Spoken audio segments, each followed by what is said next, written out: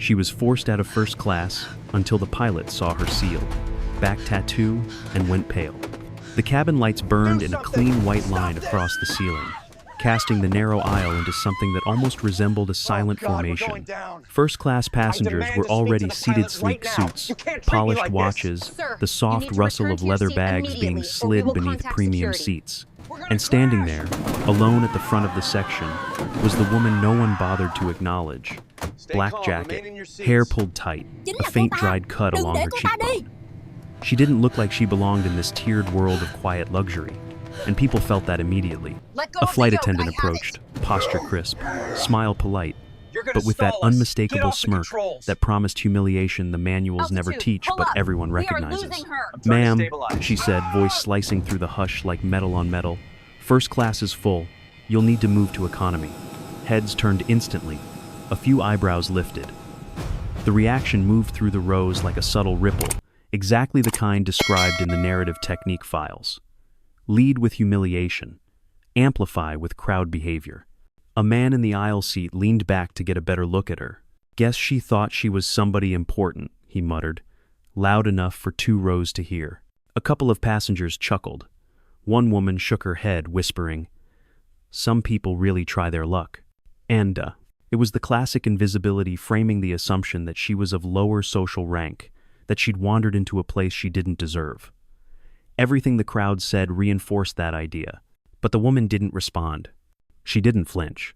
She simply lifted her small carry-on and slid it into the overhead bin with movements that were efficient, economical, nothing wasted. The kind of actions the quiet badass archetype is built on, calm enough to be mistaken for submission, precise enough to hint at something else entirely. Her jacket rose slightly as she reached up. That was when the first anomaly appeared. A faint curve of ink dark, sharp-lined peaked from the small of her back. Not a decorative tattoo, not a fashion choice. Something older, something structured. A symbol that didn't belong on a regular civilian in a commercial flight. One young woman's breath caught. Her eyes widened, tracking the shape as if trying to confirm a suspicion she couldn't voice. Before anyone could process it, the cockpit door clicked open. The pilot stepped out in authoritative presence, shoulders squared, uniform immaculate, the kind of figure who normally commands respect without effort. He scanned the cabin with practiced calm, until his gaze landed on the exposed ink on the woman's back. He froze. It was immediate, like a system shutdown. His face lost a shade. The hand holding his tablet slackened just enough for it to tilt. Several nearby passengers followed his stare, confusion tightening their expressions. The murmurs died. Even the air seemed to still, the way the military writing guide describes. The world itself is holding its breath. The woman lowered her arm, jacket falling back into place as if nothing happened. She didn't look at the pilot. She didn't acknowledge the crowd. She simply stepped toward the aisle as instructed, her expression unreadable, her posture steady discipline built into bone. The pilot finally breathed. "Ma'am," he managed, voice subdued now, stripped of authority. "Where did you get that mark?" No one laughed anymore. No one whispered. They didn't know what the ink represented. They didn't know why a pelota man who outranked the entire cabin was suddenly choosing his words with care. But he knew, and for the first time since boarding began, the cabin realized. She wasn't the one out of place. They were. The question hung in the cabin with a strange heaviness, and the passengers who had mocked her only moments prior now watched the pilot with growing unease, sensing that his reaction was not merely personal discomfort but something older, deeper, and anchored in a level of institutional recognition they could not hope to understand. The woman paused in the aisle, not out of fear or hesitation, but with the calm of someone accustomed to being misjudged in public spaces, letting the silence settle until it pressed against the walls like an invisible weight. The pilot stepped closer, studying the faint portion of ink that had briefly been visible, and although the tattoo was now hidden beneath the edge of her jacket, his eyes remained fixed on the place where he had seen it, as though the image had imprinted itself with absolute clarity. A nearby passenger adjusted his posture, instinctively creating distance without realizing why, while the flight attendant who had confronted her earlier suddenly felt her authority thinning, the way a uniform loses its power when the wrong symbol enters the room. The woman finally met the pilot's gaze, and her expression revealed nothing. No challenge, no apology, no defensiveness. only the quiet steadiness of someone who had been through far worse confrontations than a crowded cabin filled with entitled stares. The pilot swallowed hard, trying to reconcile what he had seen with every protocol manual he had ever studied, because the ink resembled something he had been told would never surface in civilian life, let alone appear on a domestic flight headed toward an unremarkable city. "Is there a problem, Captain?" a businessman asked, attempting to sound composed, yet his voice betrayed a nervous tremor that rippled through the passengers around him, reminding them that they were suddenly part of something none of them had the rank to interpret. The pilot ignored the question, his attention locked entirely on the woman, whose stillness carried the weight of a soldier standing at ease while waiting for a superior to gather the courage to ask what he really wanted to know. "I need to verify something," he said quietly, choosing his words with unnatural care, and even those seated several rows away heard the shift in tone that separated professional courtesy from genuine apprehension. The woman didn't move, and her lack of reaction amplified the tension like a drumbeat slowing under the threat of a storm. A moment passed before she reached into the inner pocket of her jacket with a measured, almost ritualistic precision, pulling out her boarding pass as though demonstrating compliance in the simplest, most unthreatening form possible. The pilot accepted it with hands that were steadier than his eyes, examining the name and seat assignment, recognizing nothing unusual at first glance, until his gaze caught the small printed code at the edge an innocuous cluster of letters that meant nothing to the passengers, but tightened his breath when he recognized its classification. He handed the pass back with a respectful nod, trying to maintain composure as his mind raced through old briefings, decades of warnings, and categories of personnel who were meant to remain buried behind layers of retired operations and sealed files. The passengers saw the shift instantly, because respect from someone in uniform carries a texture the untrained cannot fake, and for the first time, the woman's presence no longer seemed out of place but rather uncomfortably correct. The flight attendant stepped forward, her earlier confidence now gone, and asked whether the pilot needed to reposition the passenger or call security, but he shook his head sharply, as though the suggestion itself bordered on offense. "No," he said, "she's fine where she is," and the restrained certainty in his voice silenced the entire row. The woman adjusted her jacket with a smooth, practiced motion, and as she stepped farther down the aisle, something about her movements struck a veteran sitting near the emergency exit, a man who had tried to stay detached from the drama but now found himself studying the precision of her gait with growing recognition. He noticed the way she subtly assessed the exit row, counting distances with her eyes, measuring the time it would take to reach the hatch in an emergency, and evaluating the latch design with a familiarity no civilian passenger should possess. He leaned slightly forward, whispering to his wife that her posture resembled the stance of someone who had gone through advanced entry and extraction training, using methods reserved for units that operated with the kind of secrecy that didn't permit mistakes or explanations. His wife dismissed the comment at first, but when she saw the pilot still watching the woman with unsettled reverence, she began reconsidering her initial skepticism, sensing that her husband's intuition might not be misplaced. As the woman reached the middle of the cabin, she paused again, not because anyone blocked her path, but because the aircraft experienced a slight shudder, the kind that barely registers for most passengers, but conveys a wealth of information to someone trained to interpret mechanical inconsistencies. Her eyes lifted to the overhead panel, noticing a flicker in the cabin lights that corresponded with a subtle vibration beneath the floor, a minor discrepancy, but one precise enough to make her quietly attentive.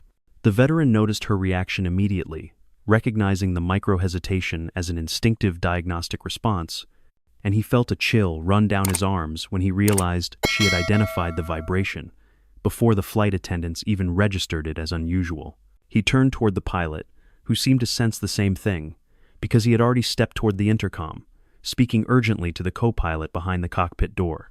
No one else understood what was happening, yet the cabin's atmosphere had changed again, losing the earlier arrogance and replacing it with an alert, subdued anticipation, as though the passengers collectively sensed that the woman they had mocked might be connected to something that extended far beyond a simple seating dispute.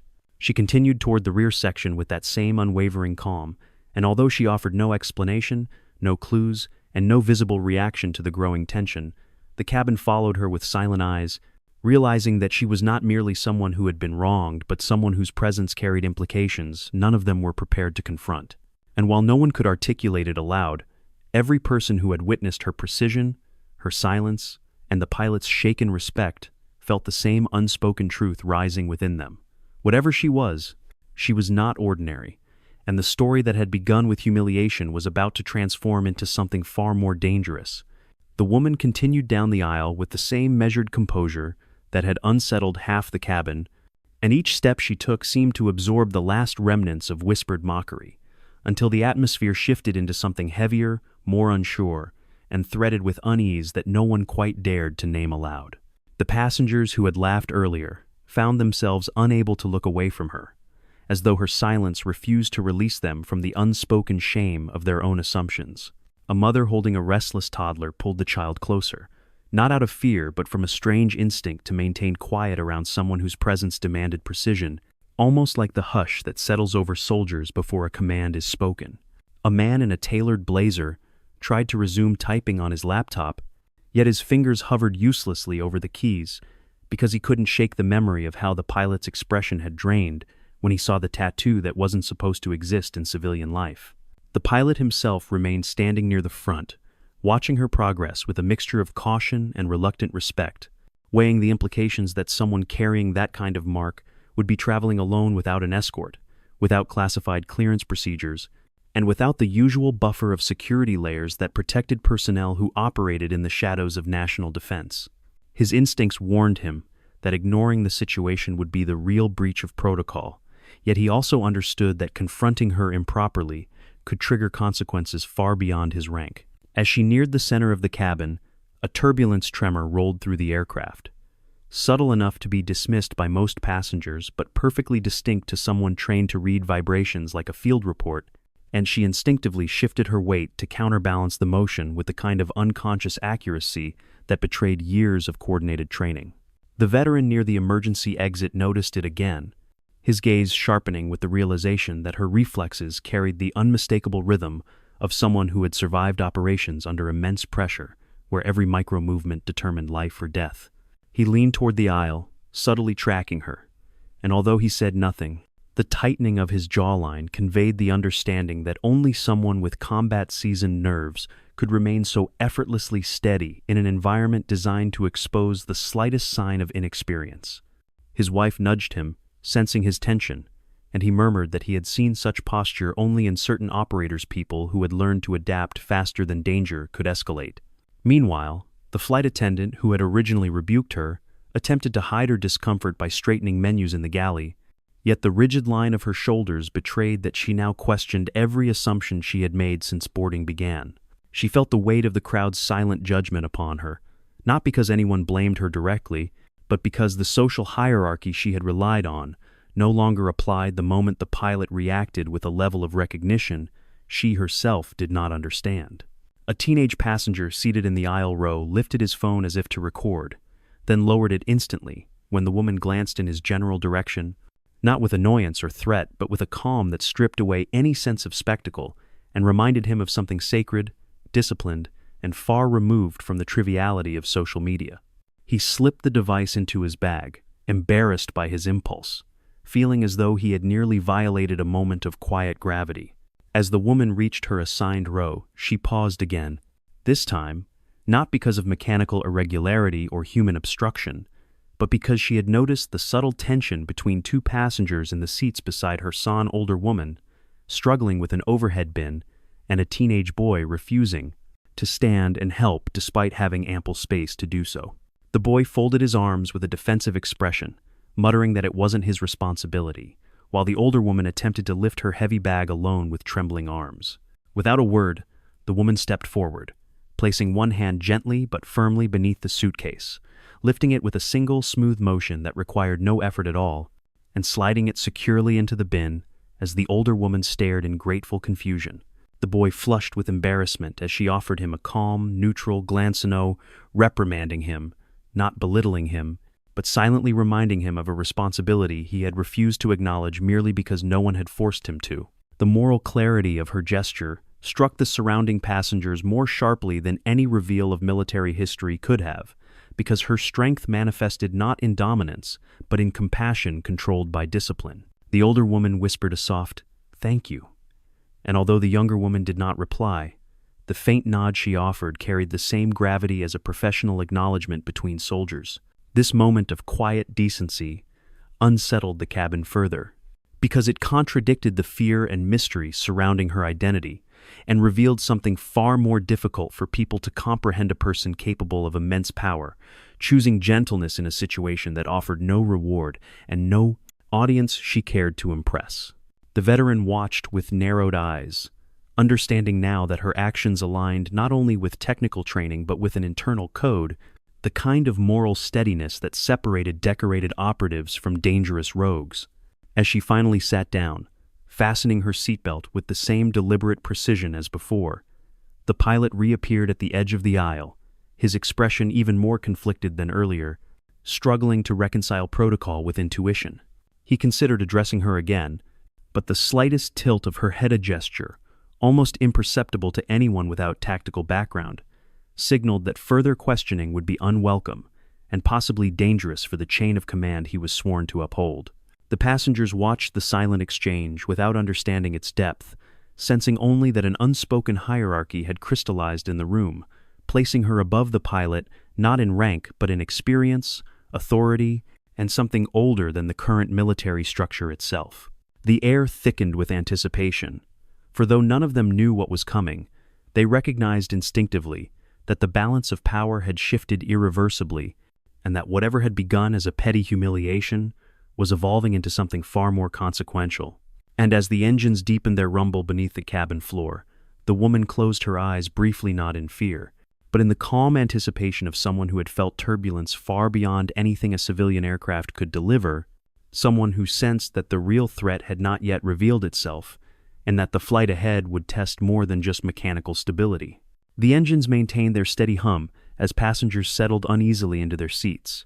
Yet beneath the familiar drone of commercial flight machinery, a faint secondary vibration pulsed in irregular intervals, subtle enough to escape the notice of ordinary travelers, but distinct enough to rouse the dormant instincts of someone accustomed to assessing compartment integrity under far harsher conditions than domestic aviation. The woman remained motionless, but her eyes shifted almost imperceptibly toward the overhead vents, listening not with her ears but with that internal awareness forged through countless operations where survival depended on recognizing anomalies before they fully surfaced. Several passengers who had been whispering quietly among themselves gradually fell silent as the atmosphere shifted again, not dramatically, but with a creeping tension that seeped into the aisles like invisible smoke, spreading through the cabin with a slow inevitability that no one wanted to acknowledge first.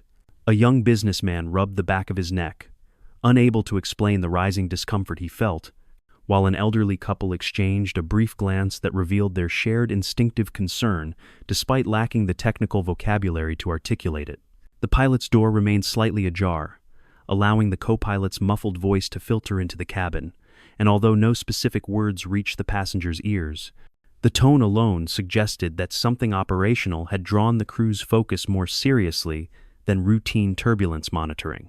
The flight attendant nearest the galley stiffened, glancing toward the cockpit as though awaiting instructions that never came, then looked back toward the woman seated in the middle section with an expression that mingled unease, curiosity, and the lingering remnants of guilt from the earlier confrontation. The woman breathed steadily, maintaining the same calm posture that had carried her through decades of unspoken trials, yet her attention was no longer on the passengers, but on the barely perceptible sequence of vibrations passing through the aircraft's frame, each one carrying a piece of information that confirmed her suspicion that the earlier flicker in the cabin lights had not been a harmless electrical glitch. Her fingers rested lightly on the armrest, not gripping it, but synchronizing with the rhythm of the aircraft, in the same way a field operative syncs with incoming ground tremors before assessing terrain-based threats. A child sitting several seats behind her began to whimper, sensing the tension despite lacking the words to describe it, and his mother attempted to soothe him with soft reassurances that felt hollow even to her as the unnatural stillness deepened. A man across the aisle cleared his throat too loudly, then apologized, embarrassed by how his own nerves had betrayed him, while the veteran near the emergency exit kept his eyes trained on the woman, trusting her reactions far more than the calm voice of the crew overhead. When the woman finally moved, it was subtly slight lift of her chin and a slow, deliberate inhale that resembled the poised readiness of someone preparing to step into a compromised environment. The veteran recognized the gesture immediately and felt his pulse quicken, understanding that she had identified a pattern developing beneath the surface, something the rest of the cabin remained oblivious to. He considered speaking to her, but the quiet authority of her posture discouraged interruption, reminding him of the unspoken rule to never disturb a professional during an assessment. The flight attendant approached her cautiously, trying to maintain a veneer of normalcy even as the tension in her body betrayed her concern. "Ma'am, is everything all right?"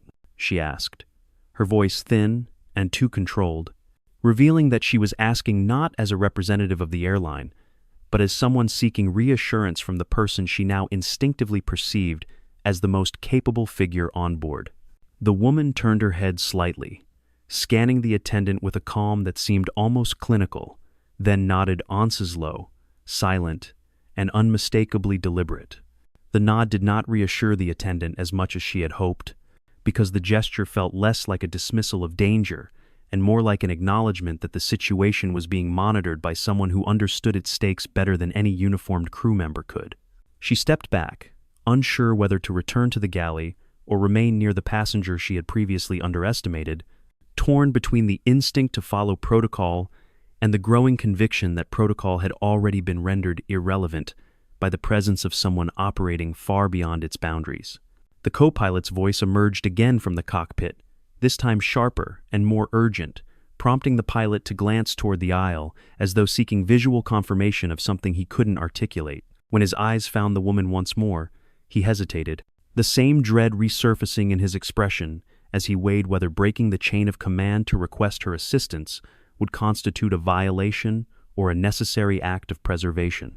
The passengers sensed the indecision, and a quiet murmur rippled through the cabin, not loud enough to form actual questions, but persistent enough to reveal their collective anxiety.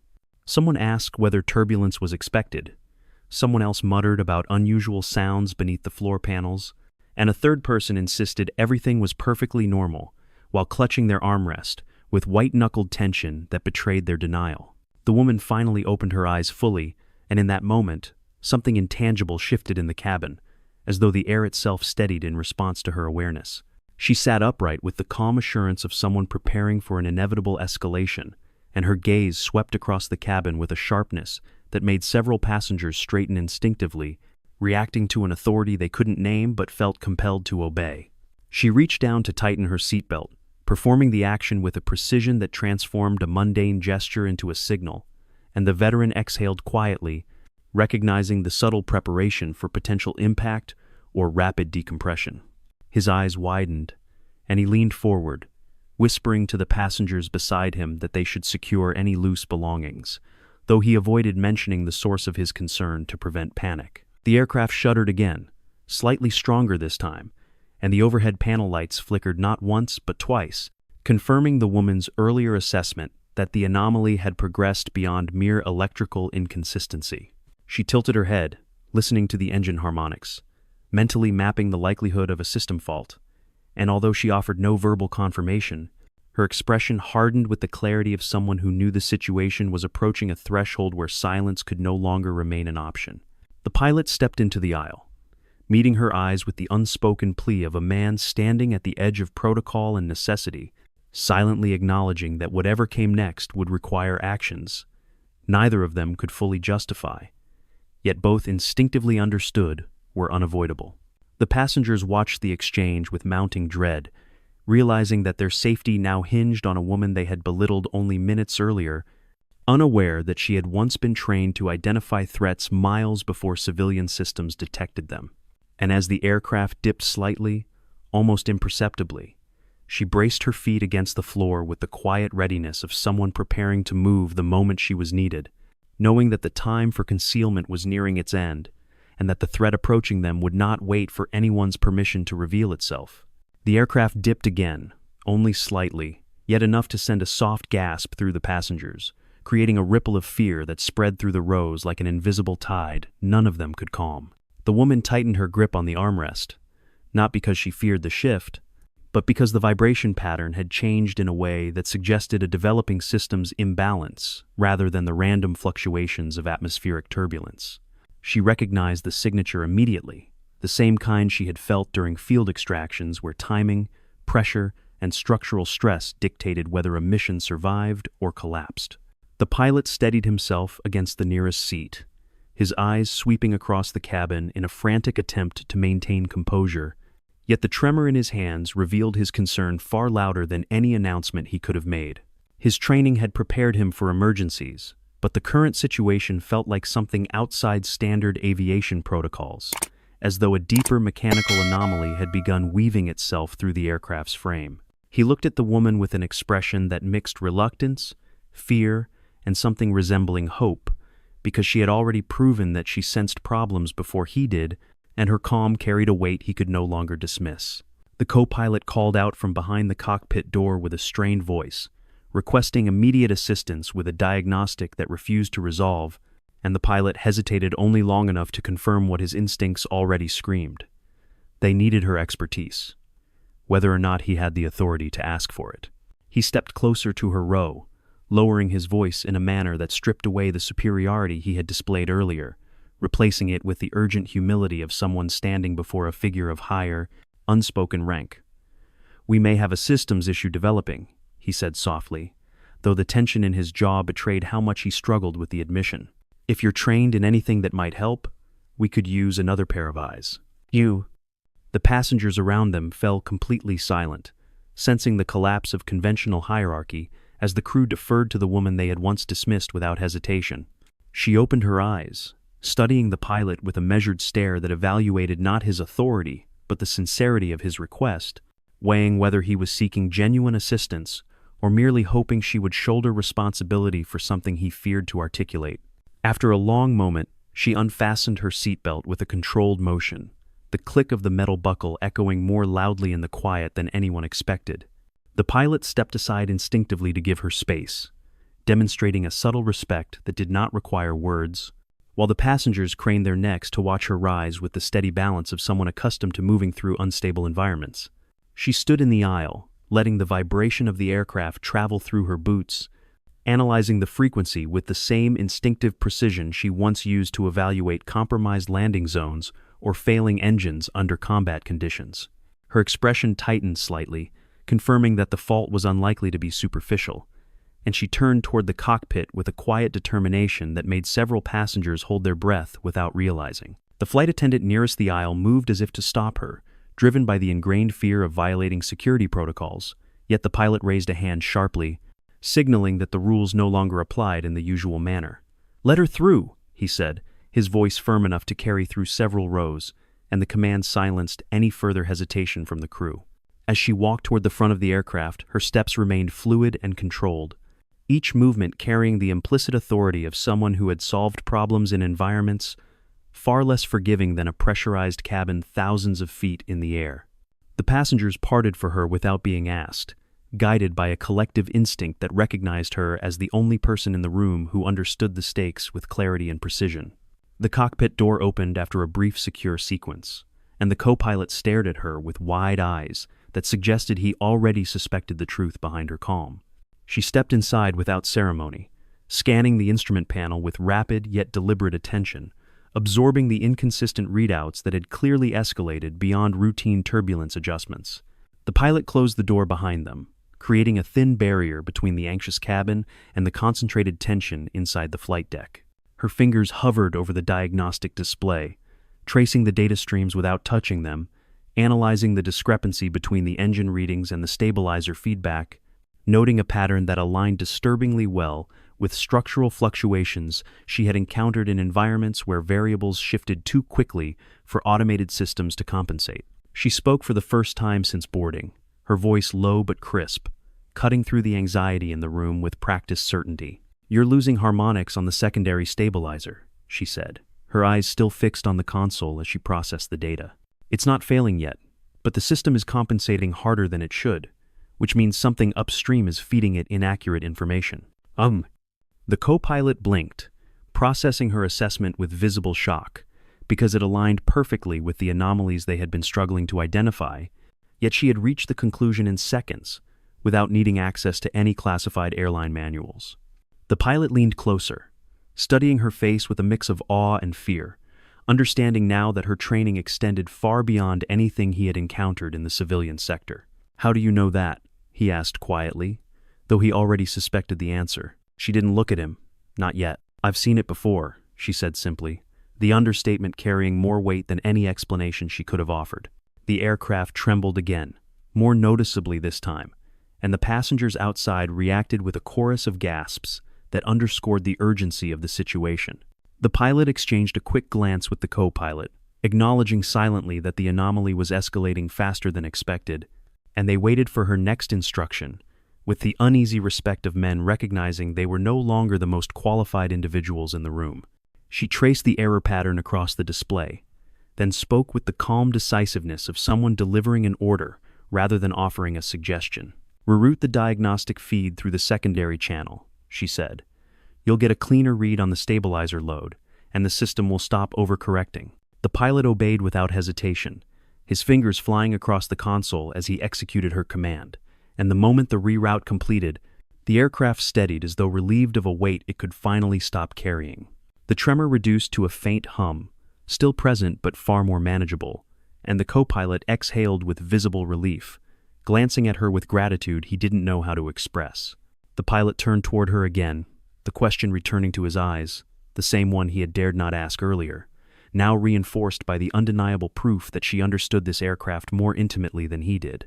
"Who are you?" he asked, though his voice carried less suspicion than reverent fear. She finally looked at him, her expression calm but edged with something unyielding, as though she had been waiting for that question to surface since the moment he first froze at the sight of her tattoo. "Someone who doesn't want to be recognized," she said quietly. And though her words were simple, her tone carried a gravity that told him everything he needed to know. Whoever she was, she belonged to a world where lives depended on silence, and where recognition could be as dangerous as the threats she had once been trained to stop. The moment she stepped out of the cockpit, the energy in the cabin shifted again, not with loud panic or chaotic movement, but with the uneasy stillness of people sensing that the situation had quietly crossed the boundary between technical inconvenience and genuine danger. The passengers watched her return to her seat with the wide-eyed silence of individuals witnessing something they could not classify, yet instinctively recognized as far outside the realm of normal civilian travel. The pilot followed her into the aisle, wearing the strained composure of someone trying to maintain authority while knowing it had already slipped from his grasp, and although he attempted to appear calm, the faint tremor in his breath revealed that her presence had become the axis on which the cabin's safety now precariously balanced. The flight attendants hovered nearby, uncertain whether to resume their tasks or await directions, because the last several minutes had upended every notion of protocol they clung to for reassurance. She sat down without fanfare, fastening her seatbelt once more, and the veteran near the emergency exit observed her movements with the sharpened awareness of someone who recognized the exact pattern of controlled breathing used during pre-crisis preparation. The aircraft maintained its uneasy rhythm, steady enough to avoid alarming the passengers but inconsistent enough to keep everyone suspended between fear and denial, unable to determine whether to trust the crew's silence or their own instincts screaming for answers. A man several rows ahead finally broke the tension, standing abruptly and demanding to know why the lights had flickered, why the aircraft had dipped, and why the pilot seemed shaken after speaking privately with a passenger instead of addressing the cabin through the intercom. His voice rose with each question, fueled by the type of frustrated fear that manifests when authority figures fail to provide the illusion of control, and a few other passengers nodded in agreement, sensing an opportunity to direct their anxiety toward a visible target. He pointed toward her with a trembling hand, insisting that the pilot owed them an explanation for why she had been allowed into the cockpit, and the accusation spread through the rows with uncomfortable speed, as though the crowd sought a scapegoat to distract themselves from the growing sense of vulnerability. The flight attendants attempted to intervene, urging him to return to his seat, but he continued speaking, louder and more agitated, suggesting that something was being hidden from them and demanding transparency before the situation escalated further. The woman looked at him with a calm that shouldn't have been possible in such an environment, and her silence only intensified his frustration, as though her refusal to defend herself confirmed the narrative he needed to construct to avoid confronting his own fear. The veteran rose slightly, placing a steadying hand on the back of the seat before him, subtly positioning himself between the man and the woman with the quiet protectiveness of someone who recognized an imminent conflict brewing. Before the confrontation could worsen, the aircraft gave a sharp jolt, not violent enough to cause injury, but sudden enough to rip a gasp from nearly every passenger, instantly silencing the argument and replacing anger with visceral fear. Overhead bins rattled, a few items shifted loudly inside them, and a baby began wailing as the cabin lights dimmed briefly, before stabilizing again with an unsettling hum that suggested the system was straining harder than before. The pilot emerged from the cockpit again, his face pale and taut with urgency, and the co-pilot's muffled voice carried a tone of rising alarm that the passengers could not decipher, but the woman immediately recognized. He gestured for her attention with a subtle flick of his hand, the kind of nonverbal communication used by professionals who understood that time and clarity mattered more than hierarchy, and she stood without hesitation, aware that the situation had escalated beyond the stabilizer issue she had previously identified. The pilot spoke to her quietly, but the nearby passengers still caught fragments of the conversation, enough to realize that the anomaly now involved a second system that hadn't failed yet but was trending toward instability. The woman inhaled slowly, processing the information with rapid precision, and her expression hardened with the grim understanding that the aircraft was entering a stage where multiple simultaneous discrepancies could cascade into a critical failure if not addressed immediately. She turned back toward the cabin, scanning the passengers with a gaze that measured their emotional temperature, evaluating who might become volatile and who might freeze under pressure once the truth became impossible to conceal. The man who had shouted earlier attempted to question her again, but the sharp intensity of her stare silenced him instantly, demonstrating that she had no intention of indulging fear-driven accusations while lives depended on clear, unbroken focus. The flight attendants gathered near her with uncertain expressions, torn between wanting to help and fearing they might complicate the situation by intervening without full understanding. She offered them a concise nod that carried an unspoken instruction: keep the cabin calm without providing false reassurance, because premature comfort would only amplify panic once more symptoms surfaced. They understood immediately, dispersing through the aisles with practiced professionalism, though their steps carried a shakiness that betrayed how deeply the tension affected them. The veteran stepped closer to her with deliberate care, lowering his voice as he asked whether the aircraft was in danger, not demanding answers, but offering the respectful inquiry of someone who had seen enough crises to know that clarity mattered more than comfort. She paused for a moment, weighing how much truth he could handle, then told him that the situation was not yet critical but required absolute focus and cooperation, especially if the secondary fault developed further. He nodded once, absorbing her words with disciplined calm, then quietly informed the passengers near him to remain seated and avoid escalating tensions. As she prepared to return to the cockpit, she glanced down the aisle at the sea of fearful faces, recognizing in them the same vulnerability she had witnessed countless times in civilians, caught in the periphery of operations they never understood. A faint, almost imperceptible softness touched her expression, revealing the quiet conflict between her instinct to remain hidden and her responsibility to protect those who could not protect themselves. The next jolt of turbulence struck harder than before, causing several passengers to cry out and grab the armrests, and the aircraft's frame vibrated with a deep metallic groan that indicated increasing strain. She steadied herself with one hand against a seat, using the other to brace a frightened child who had begun to slide from his position, offering a gentle reassurance that contrasted with the intensity of the threat looming over them. The mother thanked her breathlessly, and the exchange seemed to solidify something within the woman, binding her more firmly to the decision she had been resisting since the flight began. As she walked toward the cockpit once more, the pilot stepped aside automatically, acknowledging her entry with the quiet reverence of someone who had accepted that the chain of command now bent toward necessity rather than hierarchy. She crossed the threshold without looking back, leaving behind a cabin filled with people who no longer questioned her presence, but instead clung to the unspoken hope that she might be the one person capable of preventing the situation from spiraling into disaster. And though she had not yet revealed her identity, the weight of the impending threat pressed against her like a familiar shadow, reminding her that the time for secrecy was slipping away, and that the next decision would determine whether she remained an observer or embraced the role she had spent years trying to leave behind. The cockpit door had barely latched behind her when a harsh alarm sounded across the instrument panel, filling the confined space with an urgent staccato that sent a jolt of adrenaline through both pilots, who instantly recognized the warning as one that no commercial crew ever wanted to confront in midair. The co-pilot swore under his breath, his fingers flying across the switches in a desperate attempt to isolate the source, yet every diagnostic he accessed only revealed conflicts in the aircraft's systems, as though the sensors themselves could no longer agree on what was failing and what remained intact. She moved closer with the steady control of someone accustomed to navigating crises where clarity dissolved into chaos, analyzing the data stream with rapid precision as she cross-referenced the instrument readings against the subtle vibrations she felt through the floor beneath her boots. The pilot glanced at her with frantic eyes, torn between fear of losing control of the aircraft and the lingering hesitance of relying on someone he still barely understood. Yet the escalating alarms left him little choice but to defer to her expertise. A sudden lurch rippled through the plane, violently enough to rattle the overhead compartments and send a few unsecured items clattering against the floor, releasing a chorus of panicked cries from the cabin that pushed the situation far beyond the threshold of quiet concern.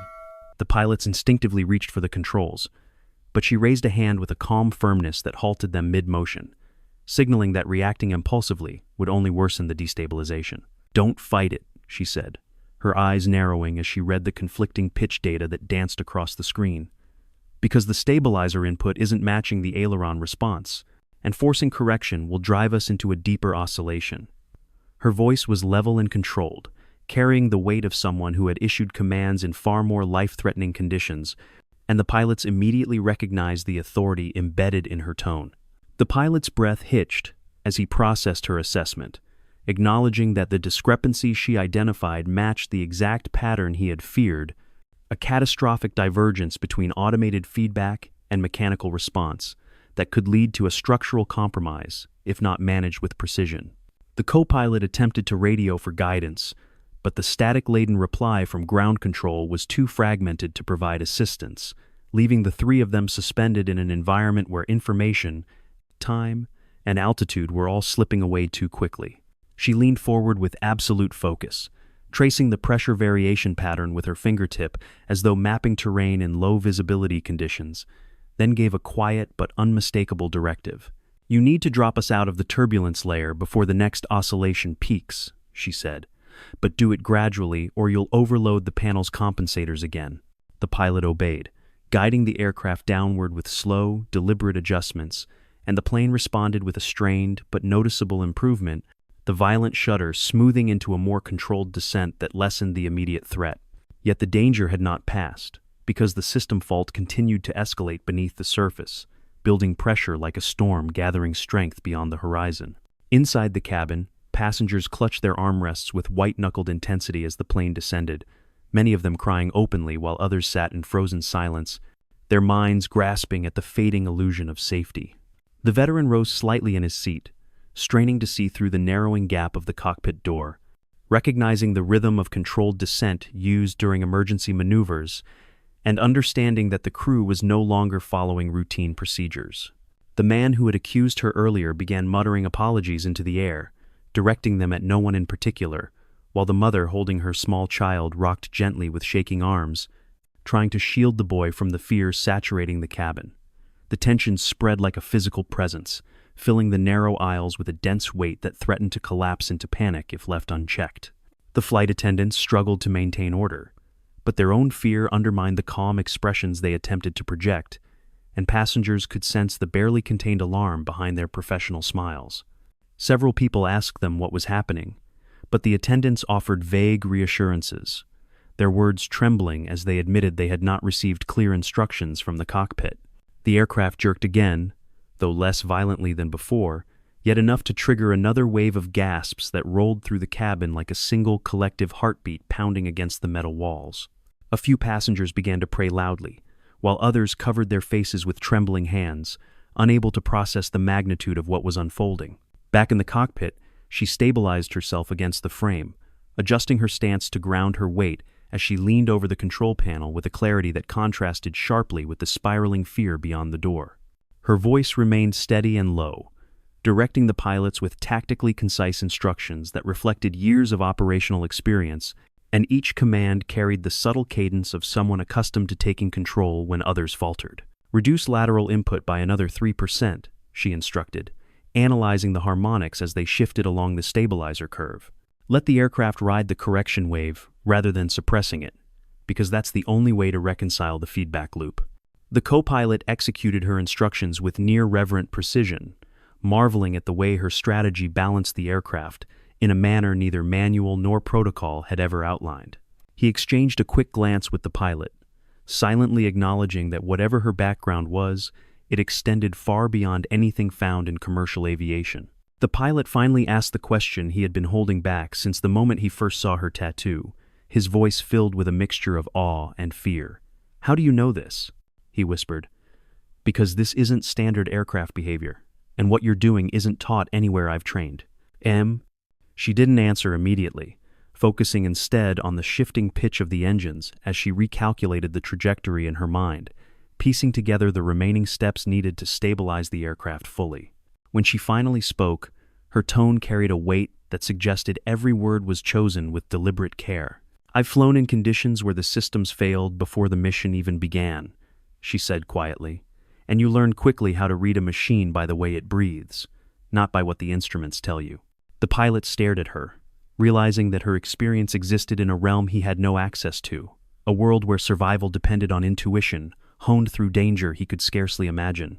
The co-pilot swallowed hard, understanding that they were no longer dealing with an ordinary passenger, but someone whose history carried shadows of operations buried so deeply they were spoken about only in whispers among elite military circles.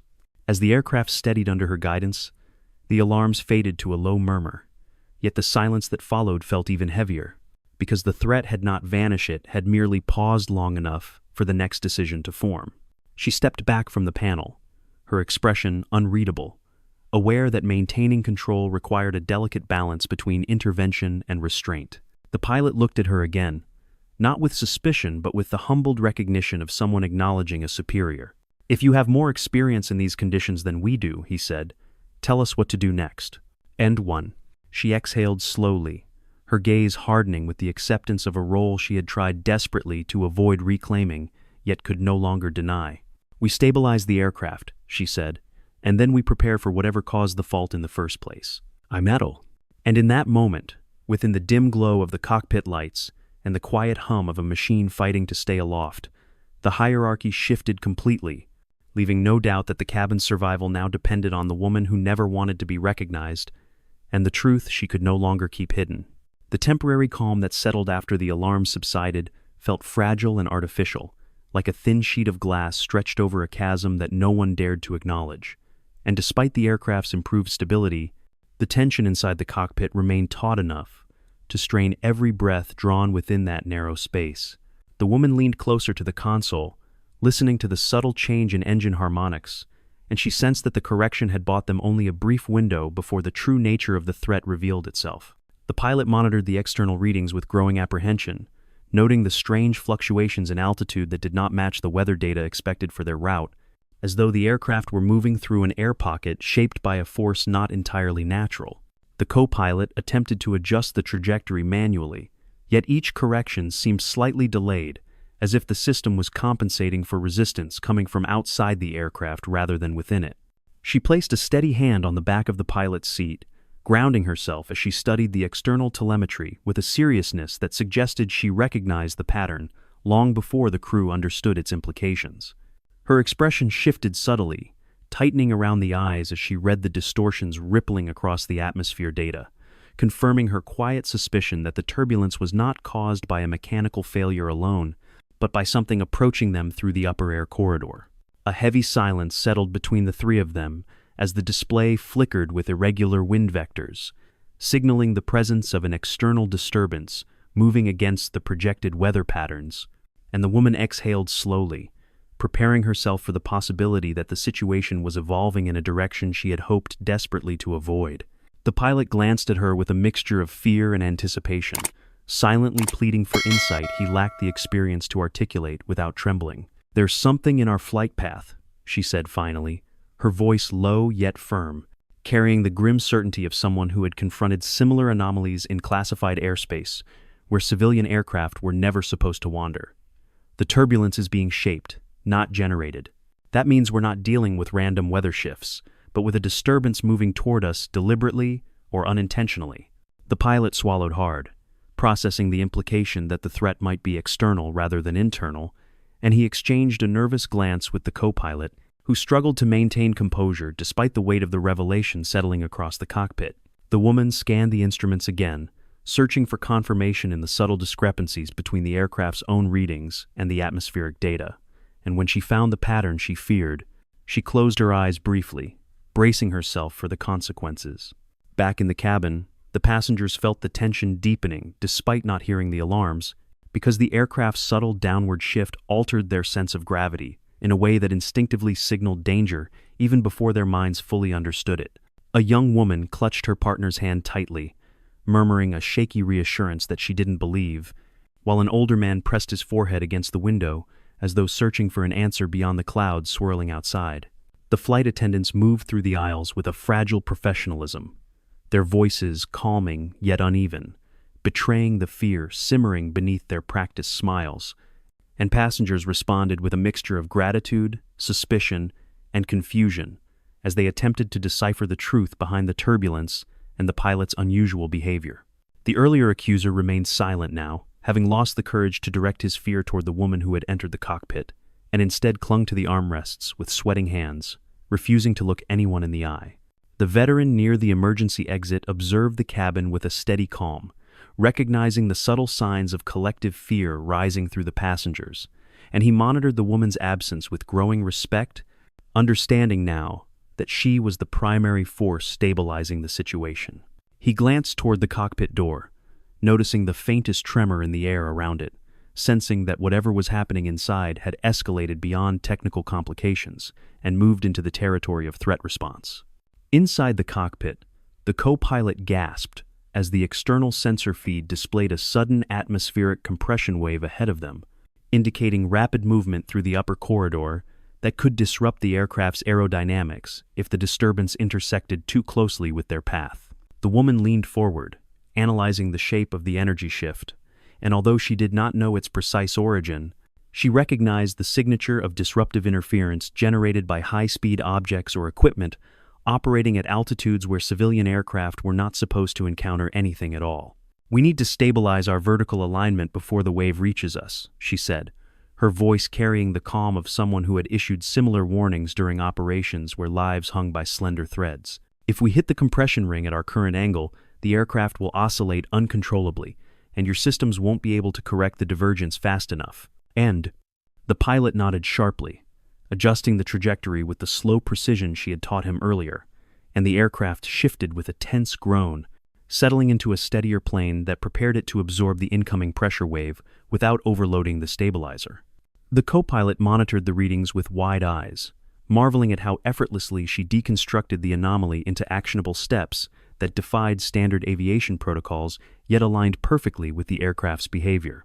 Outside the cabin, the passengers felt another tremor, softer but unnervingly deliberate, like the passing shadow of something enormous moving between the clouds, and a frightened voice whispered that the disturbance felt unnatural, causing several people to look anxiously toward the windows. A child pointed out a strange flicker of reflected light on the horizon, though no one could identify its source, and the mother quietly urged him to look away, fearing the truth more than the imagination that had conjured it. The aircraft dipped slightly as the compression wave rolled beneath it, and the passengers braced themselves with a collective gasp, gripping their seats as the metal frame shuddered under the strain, though the woman's corrections prevented the oscillation from escalating into a catastrophic destabilization.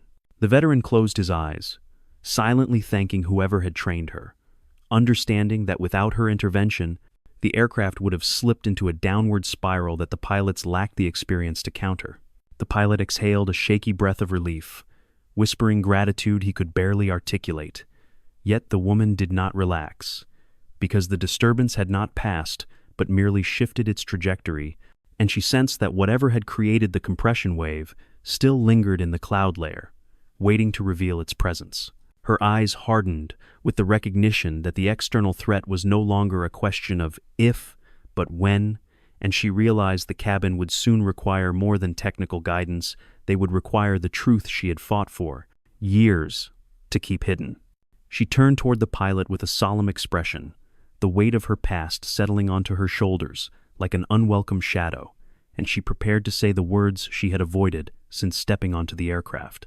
"Before this goes any further," she said, "you need to know exactly what you're dealing with." And in that moment, the pilot understood that whatever she was about to reveal would change the course of the flight in ways none of them could predict, pulling them into a realm of danger that did not belong to civilian skies and into the truth behind the tattoo he had seen only once, yet would never forget.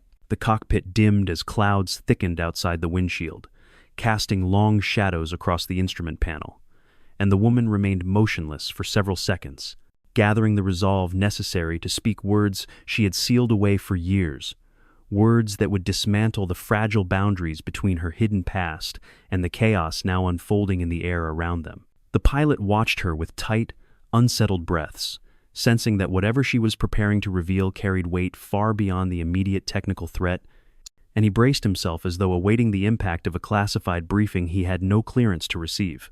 She finally exhaled, her voice low and steady, as she began describing the pattern she had identified, a pattern associated with unauthorized aircraft operating without transponders, sometimes used by militant groups or foreign operatives testing response times in restricted air corridors.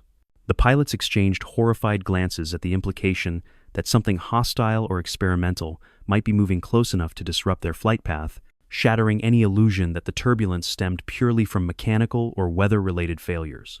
Her explanation unfolded with clinical precision, outlining how pressure waves form when high-speed objects traverse the upper corridor at inconsistent altitudes, creating unstable pockets that ripple into civilian airspace, even when the intruding craft remains hidden by cloud coverage. The pilot struggled to keep his composure as he realized that the anomaly they had initially dismissed as turbulence might be the atmospheric residue of an aircraft violating international boundaries, possibly without oversight or defensive authorization. The woman continued speaking with a calm earned through experience, rather than confidence, detailing how she had encountered similar disturbances during operations near conflict zones, where unidentified aircraft tested the edges of contested airspace to provoke responses from military installations. The co-pilot listened in stunned silence, gripping the edge of the console, as he processed the terrifying possibility that their commercial flight had inadvertently drifted into the path of something far more dangerous and unpredictable than nature or machinery. In the cabin, passengers felt the aircraft's steady descent and anxiously tried to interpret the murmurs filtering from the cockpit, sensing that the pilots were no longer conversing with routine urgency, but with a dread that leaked through their attempts at professionalism. The veteran observed the shifting tension with grim understanding, noting that the woman's prolonged absence indicated the situation had escalated into territory where her presence was indispensable rather than optional. Several passengers whispered frightened theories, though none dared speak loudly enough to escalate the panic already simmering beneath the surface, and the flight attendants struggled to maintain calm despite the tremor in their voices as they reassured people without possessing the knowledge necessary to comfort them truthfully. The earlier accuser sat in paralyzed silence, unable to look at anyone, as the weight of his earlier behavior hung over him like a cold, humiliating shadow. Inside the cockpit, the pilot finally asked the question he had avoided since the moment he saw her tattoo, this time with a quiet desperation rather than curiosity. "Who did you work with?" he asked, barely able to force the words out, though he already sensed the answer existed in a realm he had only heard whispered in training simulations. The woman hesitated, not out of fear but out of the gravity of revealing something she had severed herself from long ago, then offered a name spoken with reluctant finality. "I operated under Naval Special Warfare," she said, her voice carrying the weight of old vows and unspoken scars. "A long time ago."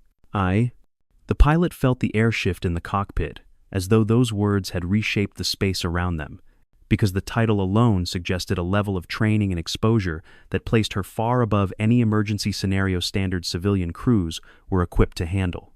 The co-pilot turned pale, whispering a string of disbelief before abruptly falling quiet. unable to reconcile the presence of someone with special operations background boarding their aircraft without any official escort or notification. The woman continued, her tone quiet yet unyielding, explaining that she had retired years ago after losing members of her team during an operation compromised by experimental equipment, similar to the atmospheric anomaly they were now encountering. The memories flickered across her expression like shadows over water, and the pilot realized that the calm she exhibited was not the absence of fear but the mastery of refined through missions where survival relied on composure rather than luck. Another tremor hit the aircraft, stronger than before, as though something massive passed above them and displaced the air violently enough to shove the plane downward several feet, eliciting screams from the cabin and slamming overhead bins against their latches. The pressure inside the cockpit changed abruptly, tightening like a fist closing around the fuselage, and the woman steadied herself with one hand while her eyes tracked the instruments with razor focus. "There," she said sharply, pointing to a faint ripple in the external telemetry that confirmed her suspicion. "Something is circling above us." The pilot stared at the data, realizing with mounting dread that the pressure wave pattern was not random but repeated, consistent, and disturbingly controlled, reflecting the deliberate movement of an aircraft or device capable of generating destabilizing atmospheric waves. He looked toward her helplessly, silently pleading for guidance, and she responded with a calm that steadied his trembling hands even as fear gnawed at the edges of his thoughts. "We need to maintain altitude long enough to identify whether the object is ascending or descending," she instructed, her voice shifting into the decisive cadence of command she had restrained until now. "If it's dropping into our corridor, we must angle the aircraft into a shallow drift to avoid the compression overlap." He nodded quickly, absorbing the instruction with the obedience of someone who had abandoned any pretense of control, because her expertise was no longer a hidden asset, but the only source of logic capable of countering a threat they barely understood. The co-pilot followed her directives with meticulous precision, adjusting the aircraft's posture in alignment with the pattern she had recognized long before the instruments revealed their complexity. In the cabin, passengers grasped their armrests as the aircraft shifted again, though the movement felt more controlled than before, prompting several to look toward the cockpit with renewed hope that the situation was beginning to improve. The veteran stood to steady a panicked passenger whose breathing had spiraled into hyperventilation, guiding them back into their seat with calm reassurance that mirrored the steadiness he sensed emanating from the cockpit. The woman's expression hardened with a focus that bordered on predictive, as though she anticipated the next shockwave before the instruments detected it, and she leaned forward slightly, grounding herself for the moment she knew was approaching. The pilot watched her with a strange mixture of awe and fear, recognizing that her presence was no longer coincidental but necessary, and the weight of that realization settled heavily onto his shoulders. Then the aircraft shuddered violently as a compression wave slammed into the fuselage from above, causing the ceiling panels to rattle and several passengers to cry out in terror. The woman steadied herself instantly, barking a command that cut through the chaos like a sharp blade through fog. "Hold the drift angle now." The pilot executed the maneuver with precision born of desperation, and the aircraft rode the wave instead of collapsing beneath it, stabilizing in a slow arc that distributed the pressure across the wings rather than the central frame. When the tremor finally passed, leaving the cabin in stunned silence, the pilot turned to her with a voice barely louder than a whisper. "Whatever that is," he said, "it's not weather and it's not civilian." She nodded once, solemnly, her eyes fixed on the cloud layer outside. "No," she replied, "it isn't." And with those words, the cabin's emotional center shifted forever, because now everyone understood that the danger surrounding them came not from a mechanical fault or miscalculated turbulence, but from something stalking them through the upper sky. The cockpit door opened slowly, releasing a thin slice of dim light into the cabin, and every passenger instinctively turned toward the movement with the desperate attention of people clinging to any sign of authority that might keep them alive. The woman stepped out with measured calm, her posture steady, despite the shudder still resonating through the aircraft's frame, and the collective gaze of the cabin fixed on her, as though gravity itself had shifted its anchor toward her presence. Her eyes swept across the passengers with a precision that balanced assessment and reassurance, silently counting their breathing patterns, observing their panic levels, and identifying individuals most likely to destabilize under prolonged stress. The pressure wave had shaken them deeply, leaving many trembling uncontrollably, while others murmured prayers or held tightly to loved ones, unable to process the magnitude of the unseen threat stalking the aircraft from above. A toddler's cry pierced the air, sharp and frightened, and the mother clutched the child with trembling arms, whispering reassurances that dissolved into tears before reaching her lips.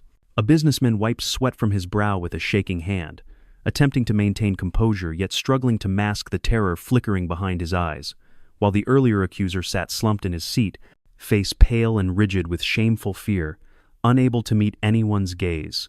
The woman paused in the aisle, letting the chaos settle around her like a storm she had stepped into countless times before, and her presence alone seemed to alter the cabin's energy, pulling panic back into a fragile equilibrium anchored by her stillness. The flight attendants approached her with wide eyes, their professional facades stretched thin by the weight of uncertainty, and they quietly admitted that passengers were beginning to lose control, urging her to provide direction before fear tipped into full hysteria. She nodded slowly, understanding that the situation had reached a turning point where silence would fracture morale, yet blunt truth would incite chaos, leaving her with the heavy responsibility of balancing honesty with stability. Her voice emerged steady and grounded, carrying the tone of someone accustomed to issuing commands under duress, and the passengers fell silent as her first words reached them. "We're navigating an unstable air corridor," she began, choosing each phrase carefully, "and the pilots are managing the aircraft with precision. But I need everyone to stay seated, stay calm, and follow instructions exactly when they're given." Several passengers exchanged fearful glances, sensing the gravity beneath her measured tone, though her control steadied them enough to keep the panic contained. The veteran nodded respectfully from his seat, recognizing her approach as tactical communication, designed to maintain cohesion without revealing the full scale of the threat lurking outside the cabin. Another tremor passed through the aircraft, less violent but unnervingly deliberate, like the slow drag of something massive shifting above them, and a chorus of gasps rose as people tightened their grips on the armrests. The woman braced herself automatically, adjusting her stance with practiced ease before continuing to assess the cabin, her eyes narrowing slightly as she listened to the faint vibrations tracing a pattern she recognized from earlier anomalies. A man in the back stood abruptly, shouting questions the attendants couldn't answer, and she made her way toward him with a calm authority that softened his panic before she even spoke. She placed a steady hand on the back of his seat, grounding the tremor in his breath as she explained that standing would increase the risk of injury if the disturbance intensified again, guiding him gently yet firmly back into place with the controlled compassion of someone who had calmed frightened civilians in hostile terrain before. Her presence radiated a type of authority the passengers instinctively respected, not because of her height or appearance, but because she carried herself like someone who knew the shape of danger intimately and had learned to stand at its edge without flinching. The cabin's emotional temperature changed subtly, shifting from pure fear to a fragile but growing trust, as people realized she had taken responsibility for their safety without hesitation. She returned toward the front of the cabin as another atmospheric ripple passed over the aircraft, and this time she felt the pattern with greater clarity, confirming the unsettling truth that the external object had altered its trajectory and was now moving closer, pressing into their corridor with deliberate speed. Her jaw tightened slightly, and the veteran read the shift in her expression with mirrored understanding, recognizing that the threat was evolving too quickly for passive evasion to remain viable. The flight attendant nearest the aisle approached her again, asking in a trembling whisper whether the plane was under attack, and though the woman didn't confirm the suspicion, her measured silence answered more loudly than words. She instructed the attendants to secure the cabin, double-check seatbelts, and ensure all loose items were stored, emphasizing the need for absolute readiness as the threat continued approaching from above. She knelt beside a child whose hands shook violently, speaking softly to the boy about keeping his breathing slow and steady, teaching him a technique often used by soldiers in high-pressure environments to maintain focus when fear threatened to overpower clarity. The mother thanked her repeatedly, overwhelmed by gratitude, and the child's trembling eased slightly as the woman's calm radiated into the small space around them. As she rose again, the cabin dimmed briefly, and a deep, unnatural rumble reverberated along the fuselage, causing passengers to look toward the windows for an enemy they could not see. Someone whispered that they heard something above the plane, and although the majority dismissed the claim nervously, The woman felt the shift in altitude that followed a subtle downward drift, forced by the pressure of whatever moved through the clouds overhead. She returned toward the cockpit with steps that carried both urgency and restraint, understanding that the pilots needed guidance for the maneuver she knew would be required soon. The veteran stood as she passed, meeting her eyes with a quiet nod that conveyed trust without question, and she reciprocated the acknowledgement with the faintest tilt of her head before slipping through the cockpit door again. Inside, the pilots looked toward her with a mixture of relief and dread, because her return signaled that the situation outside had escalated beyond manageable turbulence. She studied the newest readings with sharpened focus, observing the compression waves expanding through the upper atmosphere and recognizing the distinct signature of an object descending into their corridor. "We're not alone up here," she said quietly, "and it's getting closer." The pilot's breath caught, and the co-pilot froze with his hand hovering over the console, waiting for her next instruction with the rigid stillness of someone surrendering fully to a superior's judgment. She assessed the angles, calculated the drift trajectory, and understood that the next few minutes would determine whether the aircraft remained intact or became trapped in the wake of something far too powerful to endure. Outside the cabin, passengers waited with trembling anticipation, sensing instinctively that the woman who had stepped forward from quiet anonymity was now the axis upon which their fate turned. Fear still clung to the cabin like a fog, but beneath it rose a fragile thread of hope thin, trembling, but unmistakably present as every eye settled on the woman who had no rank, no uniform, and no obligation to them, yet carried herself as if she had sworn an oath never to abandon those who needed protection. And in that moment, without ceremony or announcement, she became the commander the sky demanded. The cockpit trembled with a low, resonant vibration that didn't belong to any atmospheric disturbance the pilots had ever studied, and the woman recognized instantly that the object above them had dropped into an altitude band dangerously close to their current trajectory.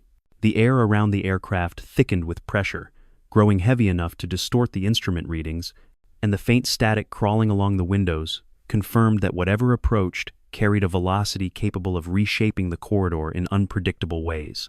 The pilot gripped the controls with white-knuckled tension, his breath shuddering as he watched the altitude drift despite his efforts to stabilize the aircraft, while the co-pilot attempted to reroute auxiliary power to the stabilizers, only to watch the system respond with lag that suggested external interference rather than internal malfunction. She leaned forward, studying the way the vectors warped across the telemetry, and her expression hardened with the stark clarity of someone confronting a familiar pattern that had once marked the difference between survival and violent destruction.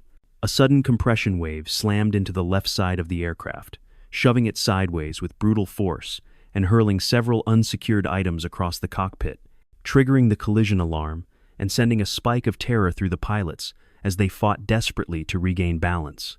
She steadied herself instantly, bracing her palm against the bulkhead before issuing a command with sharp, precise urgency, instructing the pilot to angle the nose slightly upward to ride the pressure rather than resist it directly. The adjustment worked, though barely, and the aircraft slid along the edge of the compression wave instead of collapsing beneath it, creating a sickening sideways drift that sent a violent lurch through the cabin. Passengers screamed as drinks, bags, and loose items sailed through the air, striking seats and walls with chaotic force, while those without seatbelts grabbed frantically for anything to anchor themselves as the aircraft swayed with unpredictable momentum. The veteran sprang into action with practiced instinct, grabbing a falling overhead bin door before it could strike a terrified teenager crouched beneath it, guiding the young man back into his seat with the steady authority of someone who had weathered firefights and emergency landings alike. The flight attendants scrambled to maintain control, their voices trembling but determined as they urged passengers to hold on, though the chaos growing around them made their calm increasingly difficult to sustain. Another violent jolt threw the aircraft into a downward dip that caused several passengers to cry out in panic, clutching their armrests as the sensation of freefall pulsed through their stomachs like a sudden drop through open air. The woman felt the shift immediately, recognizing the pattern as the tail-end recoil of a mass passing above them at extreme speed, and she issued another command that cut through the cockpit with surgical precision. "Counter. Thrust now. Bring us into a controlled descent before the second wave hits." The pilot obeyed, adjusting the controls just as the second compression wave crashed over them from above, its force so intense that it rattled the fuselage and caused several overhead lights to flicker violently before stabilizing again. The aircraft groaned under the pressure, its metal frame vibrating like a taut wire stretched to the point of failure, and the co-pilot shouted a warning as the lateral controls neared the threshold where structural integrity could no longer be guaranteed. She moved to the side panel, analyzing the speed vector shift created by the passing object, and her eyes narrowed with grim understanding as she recognized the telltale signature of a high-velocity flight path cutting through their corridor. It wasn't a missile, nor a civilian aircraft, nor anything she could identify through standard classifications, but its behavior matched the turbulence wake she had once encountered during an operation that had ended with her team evacuating through an emergency descent under hostile atmospheric conditions. The cabin erupted into chaos as oxygen masks dropped from the ceiling, triggered by the sudden loss of equilibrium caused by the second shockwave, and passengers grabbed the dangling masks with trembling hands, struggling to fit them securely over their faces as the aircraft continued its uneven descent. Children screamed, adults cried openly, and several people called out the woman's name without knowing it, reaching for any sense of stability she had provided earlier. She felt the pressure drop in the cabin before the alarms confirmed it, signaling that the aircraft was descending faster than the system could regulate, and she instructed the pilot to level the drift angle before the fuselage absorbed too much stress. The co-pilot executed her directive immediately, though sweat dripped down his forehead as he fought to maintain motor control with trembling fingers, barely managing to keep the aircraft from dipping into a spiral. The pilot's voice cracked as he asked whether the object would pass, desperation coloring the question with a vulnerability he no longer tried to hide.